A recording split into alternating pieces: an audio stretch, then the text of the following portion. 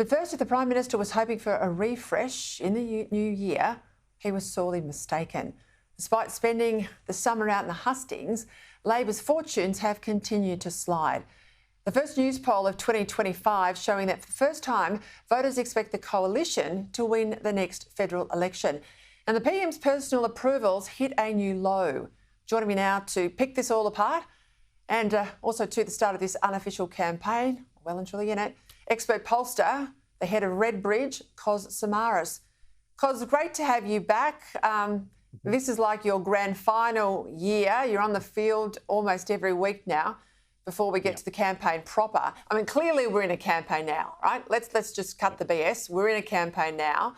If you have a look at that vote in news poll, Coalition's primary steady, Labor still declining, still falling fast. Dutton's now only 3 points off the Prime Minister as preferred PM. What's your assessment of what you've read today? The real danger for the Labor Party is that Albanese is actually a lot more unpopular than Dutton. And the reason I point that out is because the Labor campaign's entire, I would say, negative strategy is to basically attack Dutton. They have this assumption that Dutton is incredibly unpopular within the electorate. Look, that may be true, but their bloke is more unpopular.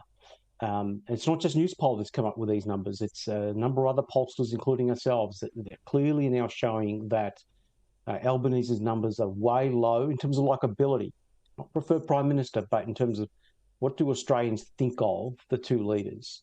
And so that's the real big problem I think the Labor Party is now facing, that if they've got a Prime Minister and a leader, a candidate for their campaign that is more unpopular than the opposition leader. Mm. What I understand is Dutton's been around for 20 years. So people's views about him are pretty mature.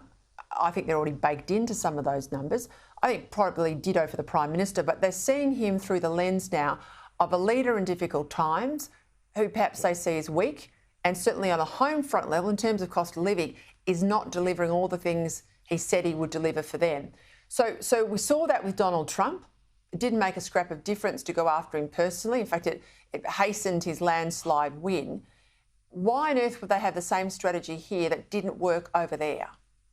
If you look at the global landscape, most Australians are really nervous about that. If you look at the financial landscape in this country, as in the economy, the national economy, they're really nervous about that. They've not had any real clear air since the pandemic. They can't even remember what the world was like before the pandemic. So all they've had is instability. And along comes, obviously, the inflationary crisis. And also, whilst at the same time, we're seeing a number of conflicts trigger across the world, Ukraine, obviously the Middle East, lots of turmoil everywhere. And Australians are looking for someone who's going to actually help them ride through this. The problem, again, we'll go back to what the Labor Party has, is that, Albanese doesn't have those attributes. Mm-hmm. I want to talk about the issues, that are moving voters. Clearly, cost of living. I want to get your sense whether you think that's still that top issue. The other one that often gets talked about is cultural issues, like Dutton's position on having only one flag. I would normally say the cultural stuff isn't high up the batting order. But I think when the Prime Minister turned the voice into a cultural referendum as much as anything else, I think he's invited, at least in this term of Parliament, a lot more of that cultural debate than we normally see in Australia. Give me your thoughts on that. Yeah, look, it's again really about a group of Australians who feel that, particularly the left side of politics, spends far too much time on those cultural issues. So what Dutton's trying to do now is really try to extract that out as a theme that belongs to the Labor Party. And obviously you could see the Labor Party's trying very hard, including Albanese, to not take the bait, because they know that is a really dangerous bit of territory for them to walk into. So, I mean, that's Dutton's strategy. It is the right strategy from his perspective. And at the moment, the Labor Party is refusing to take the bait. But again, we are talking about the 2023 and a full year of Labor branding itself with a cultural issue, which, you know, it's going to be very hard for them to actually dislodge. Yesterday, the PM sat down with my colleague Andrew Clennell, and he had a real pitch about stability. He said, you know, this is the benefit of making me a full-term PM. I come back for another term. Have a listen. It is true that the last time a Prime Minister won 2 elections in a row, served a term and was elected, was John Howard in 2004. So it's been more than 2 decades. I don't think that that has served Australia well. And my government has been stable, has been orderly, has been united. If he wins, because the best he can hope for is minority government. So we're back to a hung parliament. Yeah. Now, I lived the horror of the last hung parliament. It's anything but stable.